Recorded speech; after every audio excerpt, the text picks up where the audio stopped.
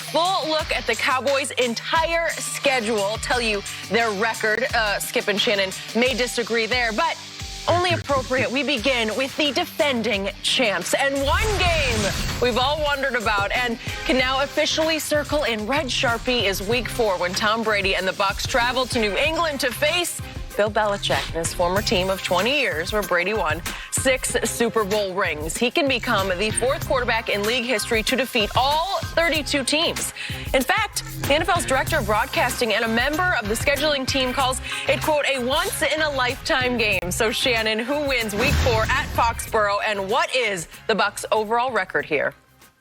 Well, Skip, it doesn't happen very often. That's why in the 100-year, 101-year history now, there have only been 4 quarterbacks to defeat all the teams, because normally the quarterbacks, Skip, they stay there for perpetuity. They retire or they go to some downtrodden team. We saw Johnny Unitas finish, if I'm not mistaken, Skip. I think he finished in San Diego. He did. I think Joe Namath was with a Ram. He was. And they weren't very good. So if they played the previous team, they weren't good enough or in a good enough situation to win.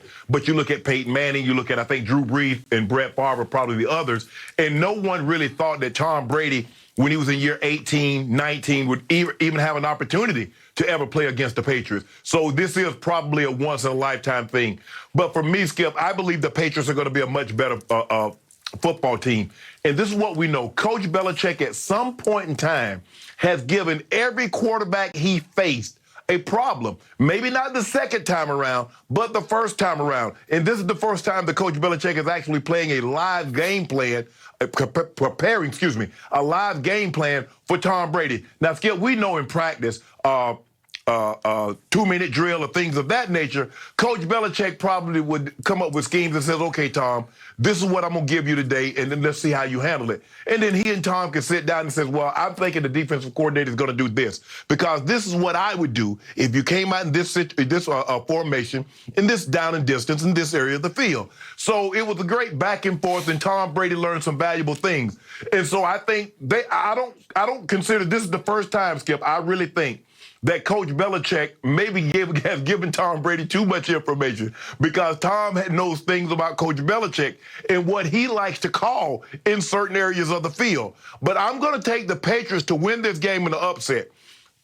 The Bucs will be coming off a long West Coast trip. They play Week 3. They play at the Rams. The Rams normally give them fit with that pass rush. Now they come all the way back to Tampa, try to prepare, and then get ready for New England. New England with their addition, Skip. Cam Newton is going to be another year further removed from that surgery.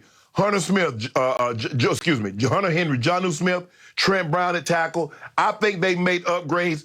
They brought Nelson Aguilar in. They brought Nelson Bourne in. They've revamped this, and basically, Skip, this offense is going to be anew. This is not the offense that we saw last year. We're going to see a different offense. I believe they're better this year around.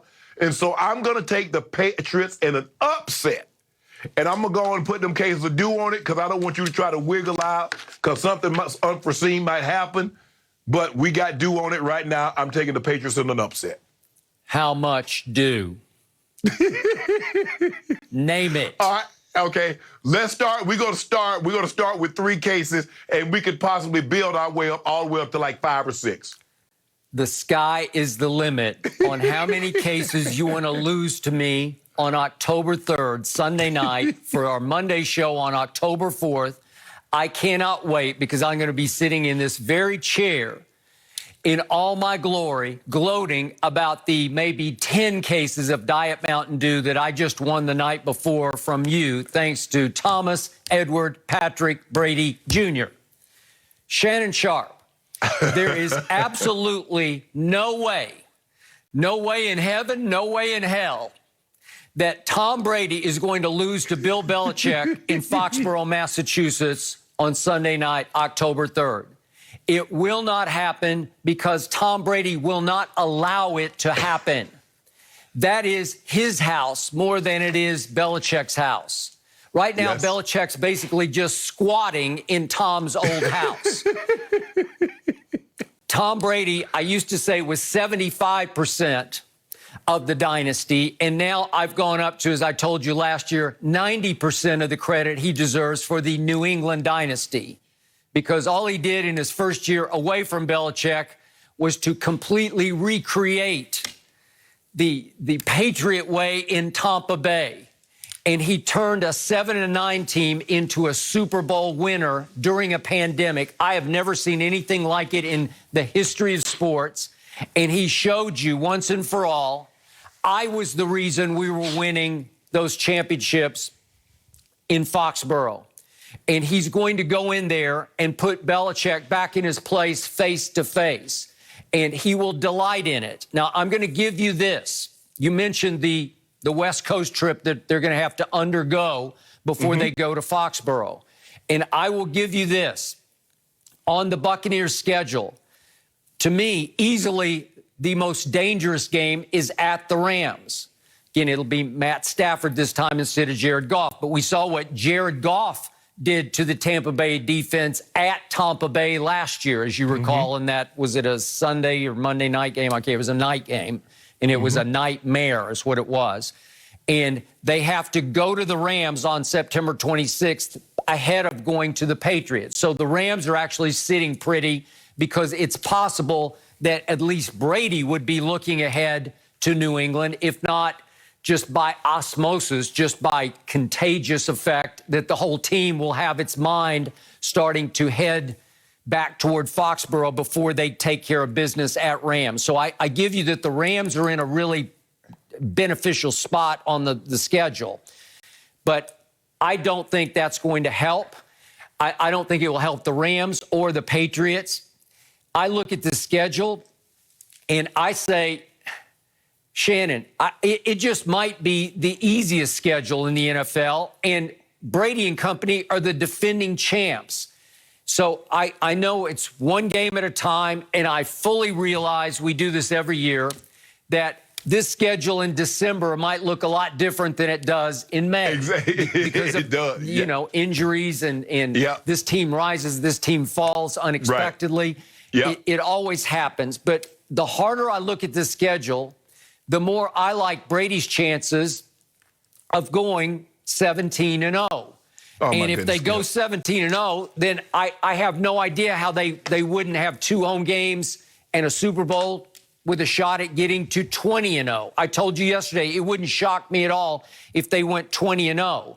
But the only sure shot on here, even sure than sweeping the division against your basic Atlantas and Carolinas and no breeze in New Orleans, the only sure shot on here for me is Tom Brady will beat the Patriots. He'll be somewhere around a 3.5, 4-point favorite. And I've got the score of that game 32-10, Brady over Belichick. And I'm here to suggest it won't feel much like a home game for Belichick, because I think the Patriot crowd is going to be half-hearted in their cheering for the home team. I think their emotions are going to be seriously mixed, and they won't be able to help themselves from cheering when Brady does throw 3 touchdown passes, maybe a couple to Gronkowski, just for the sake of the good old days. So I got 32-10, Brady over Belichick on October 3rd.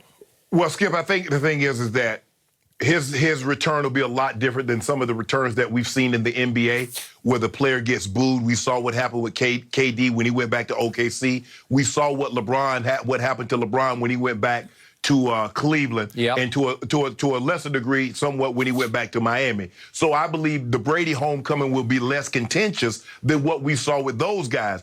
And I also believe, Skip, the players, the Buccaneer players, will be highly motivated to make sure and try to secure this victory for Tom, because they know how much it's going to mean to him. Now, Tom Brady's going to say, hey, it's just, Skip, we know Tom.